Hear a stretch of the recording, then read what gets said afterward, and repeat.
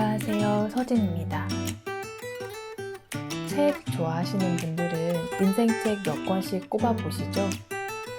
저의 인생책을 꼽는다면 첫 번째는 단연코 데미안입니다. 책을 읽다 보면 그런 느낌 받을 때가 있어요. 지금 나에게 딱 필요했던 책을 만난 경험. 그래서 내가 책을 고르는 게 아니라 책이 나에게 찾아온 것 같은 그런 경험. 헤르만 헬세의 데미안은 저에게 그런 경험의 책이었고, 이 책은 저의 인생책이 되었죠.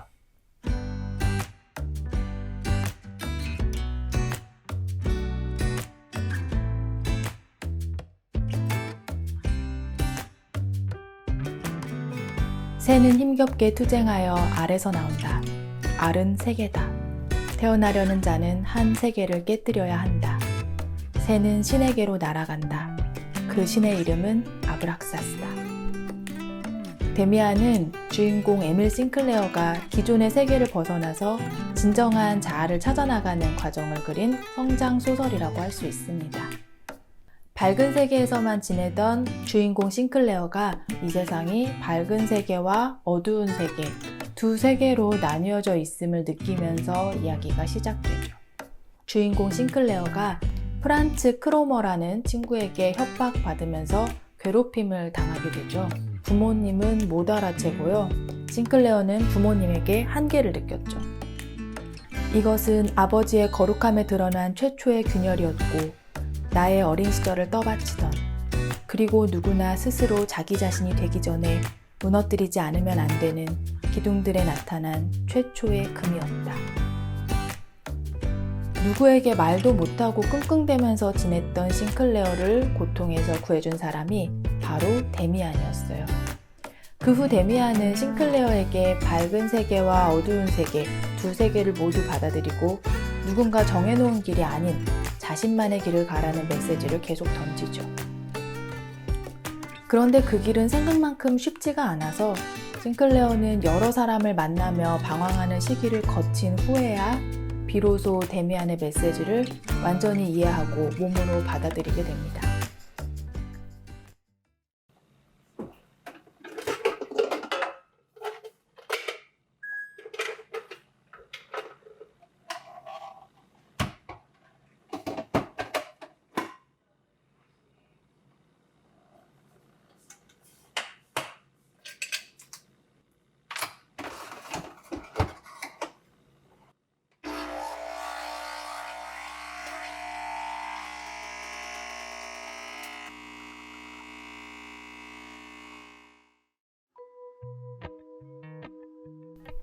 저는 데미안을 한 3번 정도 읽은 것 같은데, 학창시절 처음 읽었을 때는 제가 이 책을 제대로 소화할 능력이 안 되었던 것 같아요.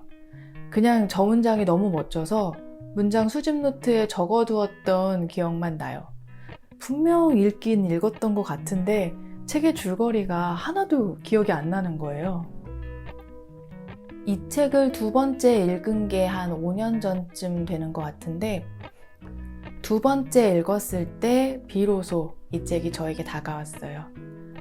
당시 저는 앞으로 내가 뭘 해야 할지, 뭘 할 수 있는지에 대한 고민이 많았어요. 그때 다른 이에게 동화되려고 하지 말고 오롯이 나에게 집중하고 나의 길을 가라는 데미안의 메시지가 저에게 와닿았던 거죠. 정말로 책이 다가와서 나에게 말해주는 것 같았어요. 지금의 내가 가져야 할 생각이 뭔지. 좀 더 일찍 이 책을 읽지 못한 게 아쉬울 정도였죠.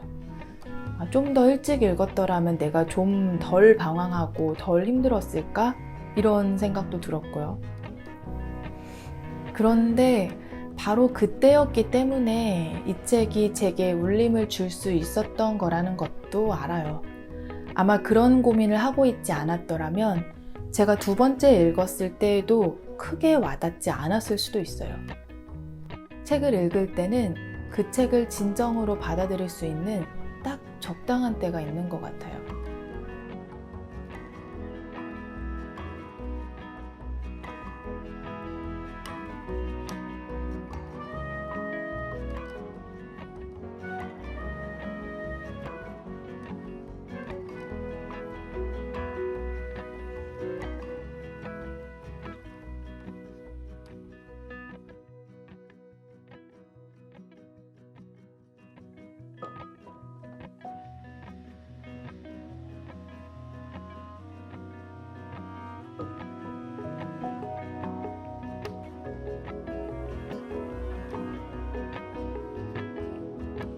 그런데 분명히 그때 정말 감명 깊게 읽었음에도 불구하고 시간이 지나면서 데미안 숙의 메시지를 또 점점 잊고 지냈어요.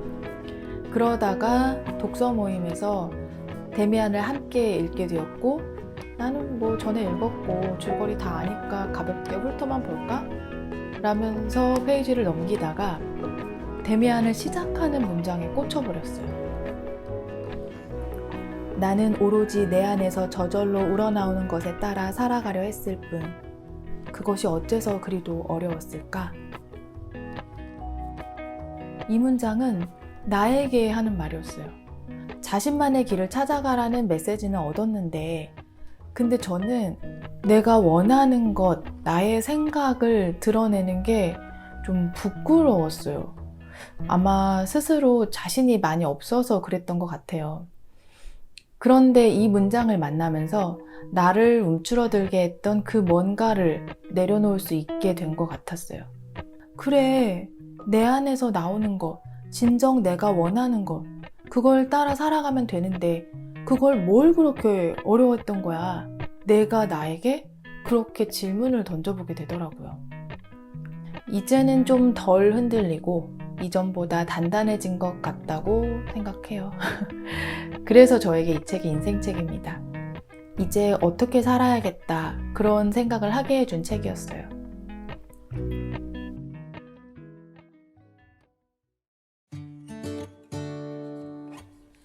그리고 이번에 데미안을 읽고 BTS에 눈을 떠버렸지 말입니다. 원래 제가 BTS를 잘 몰랐어요. 제가 아이돌 가수에 빠질 만한 나이는 아니라서 큰 관심은 없었거든요. BTS가 계속 신기록을 세우고 유엔에서 연설도 하고 대단하다, 신기하다 정도? 그런데 얼마 전 데미안 다시 읽을 때 데미안이 BTS 뮤비의 모티브라고 했던 것 같은데, 이러면서 별 생각 없이 찾아봤다가 확 빠졌죠. 이렇게 애절하고 섹시하다고? 이 친구들의 매력도 매력이지만 BTS 피, 땀, 눈물 뮤직비디오 곳곳에서 데미안을 녹여낸 상징들을 발견하면서 놀랐어요. 특히 놀랐던 부분은 진이 방에 갇혀있던 장면입니다. 필름 어웨이크에서 방에 갇혀있다고 믿었던 진은 그 방이 허상이었음을 깨닫게 되죠. 자신의 의지로 방문을 여니까 문은 쉽게 열렸고, 복도를 따라 걸어가는데 그 복도의 벽지가 아브락사스 문이에요. 아브락사스는 중세시대 기독교의 여러 파 중의 하나인 영지주의에서 섬겼던 신이라고 합니다. 선한 것과 악한 것, 밝은 것과 어두운 것, 이렇게 양면적인 것이 합쳐진 존재, 즉 신이면서 동시에 악마인 신. 영지주의를 믿었던 사람들은 세상에는 밝고 어두운 것이 항상 같이 존재한다고 생각했어요. The bird fights its way out of the egg. The egg is the world. Who would be born must first destroy a world. The bird flies to God. That God's name is Abraxas.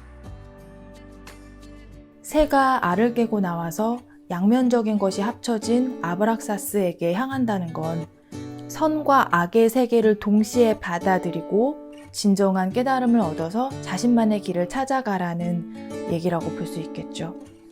그리고 진은 날아오르는 새 그림을 마주합니다. 자기가 스스로 가둔 벽을 열고 선과 악이 공존하는 아브락사스 신에게로 향하는 모습을 영상으로 이렇게 담아내서 감탄했어요. 와, 어떻게 이렇게 표현할 생각을 했지?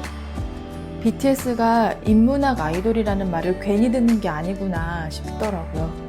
뮤비 속에는 그 외에도 많은 상징들이 나오지만 이 부분의 표현이 정말 놀라웠어요. 뮤직비디오를 보고 난 후 BTS를 다시 보게 되었고, 그러면서 BTS 영상들이 유튜브에서 타고 무대 위에서와 아래에서의 그 갭 차이가 그게 매력이더라고요. 얼마 전에도 유엔에서 연설을 했죠. 저는 몇 년 전에 유엔에서 한 연설이 정말 감동적이었어요. 그때도 굉장히 많이 화제가 됐었는데 Love yourself, speak yourself. 이 연설은 데미안의 주제와도 연결되는 내용이잖아요. 저에게 하는 말이기도 했습니다.